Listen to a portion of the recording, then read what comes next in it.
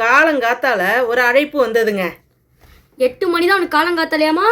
படா attend பண்ணி ஹலோன்னு சொன்னேன். துர்க்கையம்மன் கோவில் போலாமா அப்படின்னு கேட்டாங்க என்னோட ஃப்ரெண்டு. ஓ போலாமே, அதுல என்ன இருக்கு, நம்ம சும்மா தானே ஒரு இருக்கோம். நிமிஷம் ஒரு நிமிஷம். எங்க அம்மா இப்ப பக்தியோட பேச போறாங்க. அதனால பக்தியில் இன்ட்ரெஸ்ட் இல்லாதவங்களாம் இந்த வீடியோ உடனே தள்ளி விட்டுருங்க. பார்த்தீங்களா நான் பெத்த பிள்ளை எப்படி பேசுதுன்னு. வீடியோவை கடைசி வரைக்கும் பாருங்க அப்படின்னு சொல்லாம பக்தியில இன்ட்ரெஸ்ட் இல்லைன்னா தள்ளி விட்டுருங்க. ஆமாம்மா, கோச்சிக்கிட்டியா? நான் சும்மா கிண்டலுக்கு சொன்னேம்மா. அதான் நீ பேசுறதெல்லாம் கடைசி வரைக்கும் இது கேட்டுட்டு தான் போவாங்க. சரி, நீ பேசுமா. ஓகே, சென்னையில் குரோம்பேட்டில் இருக்கக்கூடிய இந்த துர்க்கையம்மன் கோவிலை தெரியாதுன்னு சொல்லக்கூடியவங்க யாருமே இருக்க முடியாதுங்க. டிவியில் நீங்கள் பார்க்குற நாடகங்கள் அத்தனையிலையும் ஏதாவது ஒரு சீனாவது இந்த கோவிலில் வச்சு எடுத்துருவாங்க. அதனால சிறந்த ஷூட்டிங் ஸ்பாட் அப்படின்ற பேரும் இந்த துர்க்கையம்மன் கோவிலுக்கு இருக்குங்க. என் ஃப்ரெண்டும் நானும் சேர்ந்தாப்புல துர்க்கையம்மன் கோவில் போய் அங்கே உள்ள அம்மனை தரிசிக்கலாம் அப்படின்னு பார்த்தா கருவறை பூட்டி இருக்கு. அப்படியே பேக் எடுத்து கோவிலுக்கு பின்னால் போய் பார்க்கலாம் அப்படின்னு சொல்லி போய் பார்த்தா அங்கே உள்ள சாமி சிலைகளும் ஏதோ வேலைப்பாடு நடக்கிறதுக்காக எடுத்து வச்சிருக்க மாதிரி தெரியுதுங்க. அப்படியே திரும்பி இந்த பக்கமாக வந்தால் நீங்கள் இப்போ பார்க்குறீங்க இல்லையா, இந்த இடமெல்லாம் சீரியலில் அதாவது கல்யாண சீன்லாம் எடுப்பாங்கள்ல, அது இந்த இடத்துல தான் வச்சு எடுப்பாங்க. அந்த இடத்த அப்படியே கடந்து அப்படியே முன்னால் வந்தால் சிகப்பு சீலை கட்டிக்கிட்டு இத்தனை பேர் ஏன் இங்கே நிற்கிறாங்க அப்படின்னு பார்த்தா தான் தெரியுது, பால் குடங்க. பால் குடம் வெளியிலேருந்து எடுத்து கருவறையில் இருக்கிற சாமிக்கு தானே கொண்டு வந்து ஊற்றுவாங்க.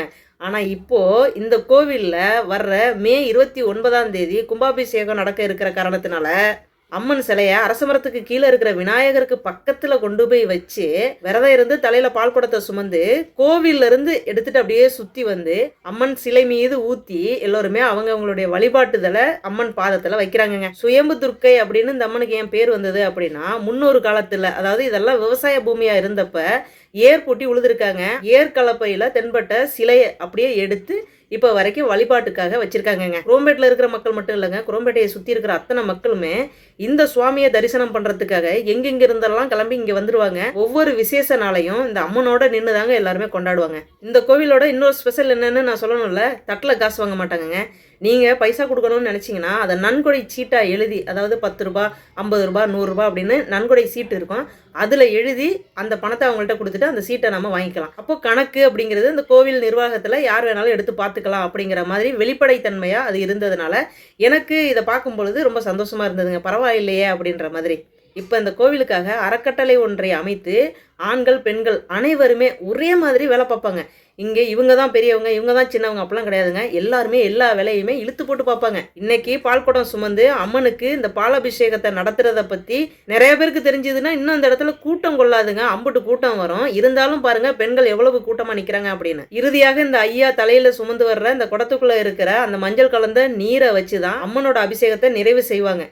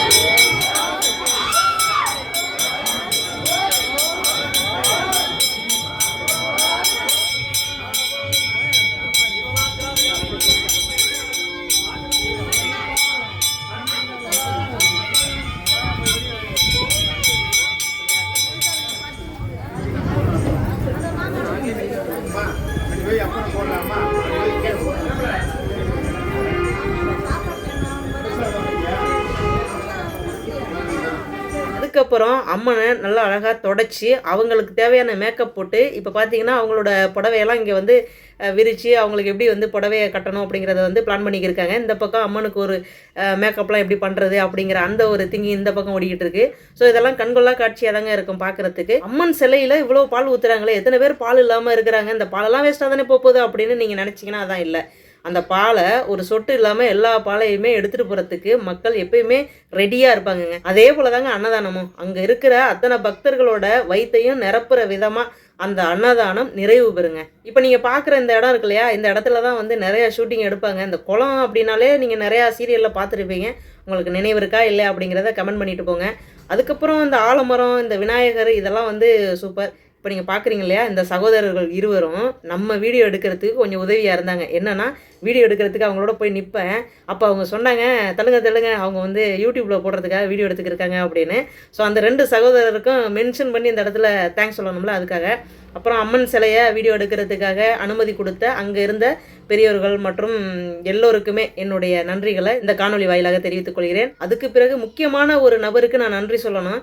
எப்போ துர்க்கைம்மன் கோவிலில் என்ன விசேஷம் நடந்தாலும் நீங்கள் வந்தே ஆகணும், வாங்க, என்ன வேலை இருந்தாலும் அதை அப்படியே வச்சுட்டு நீங்கள் கோவிலுக்கு வாங்க அப்படின்னு அவ்வளவு உரிமையாக என்னை கூப்பிடுறது என்னுடைய சகோதரர் மிஸ்டர் ஜெய் அவர்களுடைய மனைவி செல்வா அவங்க தான்.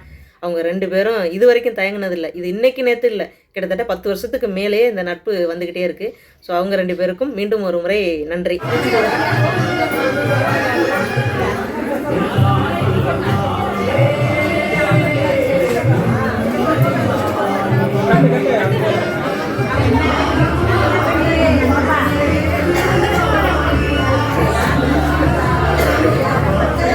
பின்னால் இருக்கிறது இல்லை சரியா, அது உள்ள போதான் நான் பண்ணிட்டு போகிறேன்.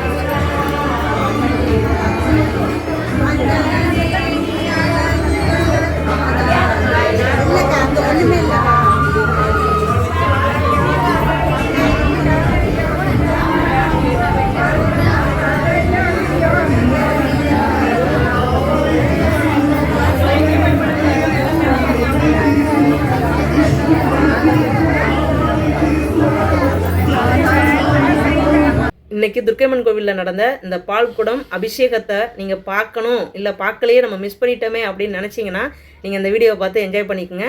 யாராவது உங்கள் ஃப்ரெண்ட்ஸ் நம்ம வந்து இன்றைக்கி நடந்ததை பார்க்கல அப்படின்னு வருத்தப்படுறாங்க அப்படின்னா அவங்களுக்கு இந்த வீடியோவை ஷேர் பண்ணுங்கள். ஏன்னா இது வரைக்கும் நம்ம ஷேர் பண்ணுங்கன்ற வார்த்தை சொன்னதில்லை. எதுக்காக இதை சொல்கிறேன்னா, நிறைய பேர் இதை மிஸ் பண்ணிட்டோம் அப்படின்னு என்கிட்டே பர்சனலாக சொன்னாங்க. ஸோ அதுக்காக தான் இந்த காணொலியை எல்லாருக்கும் ஷேர் பண்ணுங்கள் அப்படின்னு சொல்கிறேன். குரோம்பேட்டையில் இருக்கக்கூடிய சுயம்பு துர்க்கை அம்மனின் அருள் ஆசி எல்லாருக்குமே கிடைக்கிறதுக்கு நம்ம காணொலி ஒரு வாய்ப்பாக நாம் வந்து அமைச்சு கொடுத்துருக்கோம் அப்படிங்கிறத நினைக்கும் பொழுது ரொம்ப பெருமையாக இருக்குது. இந்த காணொலியை பார்க்கும் பொழுது பக்திமயமாகவும் கேட்கும் பொழுது ஜாலியாகவும் இருந்திருக்கும் அப்படிங்கிற அந்த நம்பிக்கையோட மீண்டும் அடுத்த ஒரு நல்ல காணொலி பதிவில் உங்களை நான் சந்திக்கிறேங்க. நன்றி.